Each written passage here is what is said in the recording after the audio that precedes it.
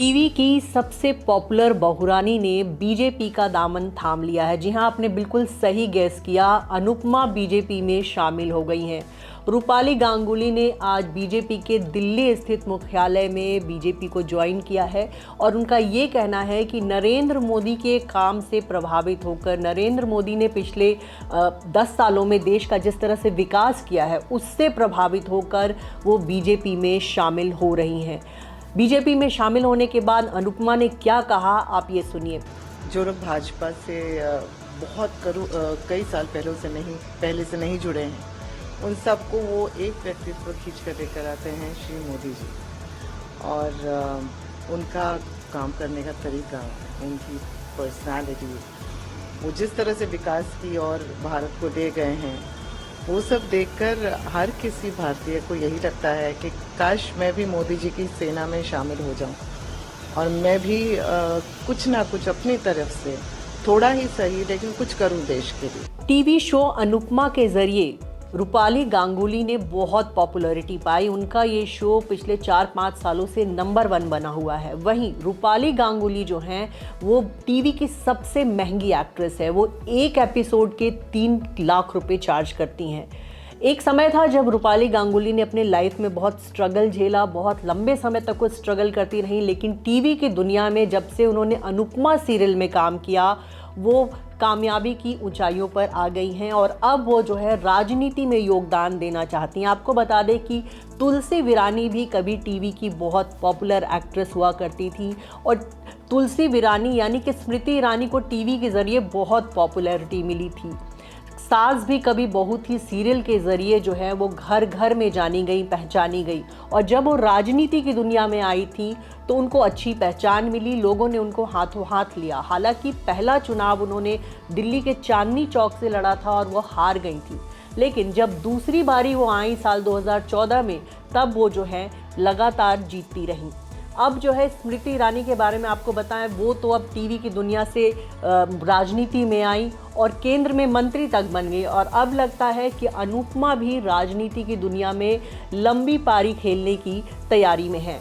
आपको ये बता दें कि कुछ दिन पहले भी अनुपमा ने नरेंद्र मोदी से मुलाकात की थी और ख़ुद को फ़ैन गर्ल बताकर उनका एक वीडियो शेयर किया था और उस वीडियो में उन्होंने नरेंद्र मोदी की काफ़ी तारीफ़ की थी।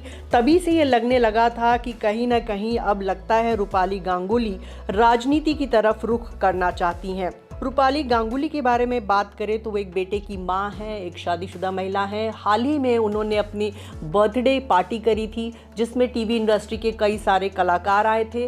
रूपाली गांगुली का बर्थडे कुछ दिनों पहले था, लेकिन उन्होंने बर्थडे जो है अपना देर से मनाया और बीती रात जो है उनकी पार्टी की काफ़ी चर्चा हुई। वहीं दूसरे दिन सुबह सुबह उन्होंने लोगों को चौंका दिया और वो जो है बीजेपी में शामिल हो गई।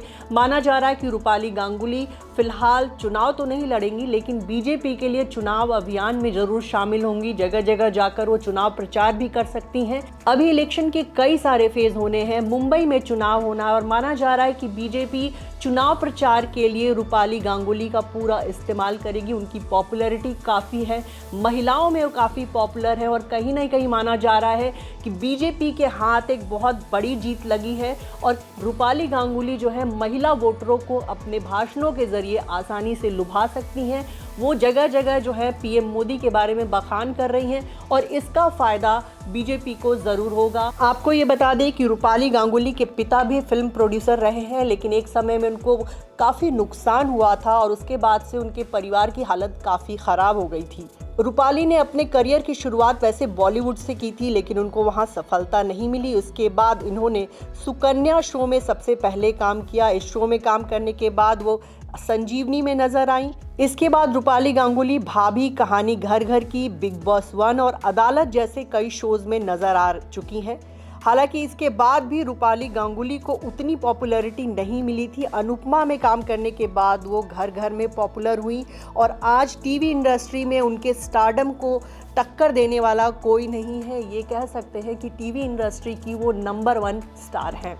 टीवी की नंबर 1 बहू राजनीति में आई तो लोगों के तरह तरह के रिएक्शंस आ रहे हैं। कुछ लोगों का कहना है कि रूपाली भी स्मृति ईरानी की तरह राजनीति में भी नंबर 1 पॉलिटिशियन बन सकती हैं। दूसरी तरफ लोगों का ये कहना है कि जैसे अनुपमा अपने टीवी शो में तरह तरह के ड्रामे करती हैं, अब राजनीति में वैसा ड्रामा होगा। बहुत सारे उनके फैंस हैं जो इस बात से खुश हैं कि अनुपमा बीजेपी में शामिल हुई हैं। वहीं उनके कुछ फैंस को बुरा लग रहा है कि टीवी की सबसे पॉपुलर बहुरानी जो है अब राजनीति का दामन थाम रही है, किसी एक खास पार्टी को सपोर्ट कर रही हैं। और ऐसे में कई लोग जो हैं उनको सोशल मीडिया पर ट्रोल भी कर रहे हैं। लेकिन अनुपमा जो है अपनी राह पर जो है बिल्कुल अडिग है। उनको लगता है कि फिलहाल देश में जो है विकास भी हो रहा है, विरासत को भी संभाला जा रहा है। नरेंद्र मोदी के काम से वो बहुत खुश हैं और इसीलिए वो राजनीति की दुनिया में आ गई हैं।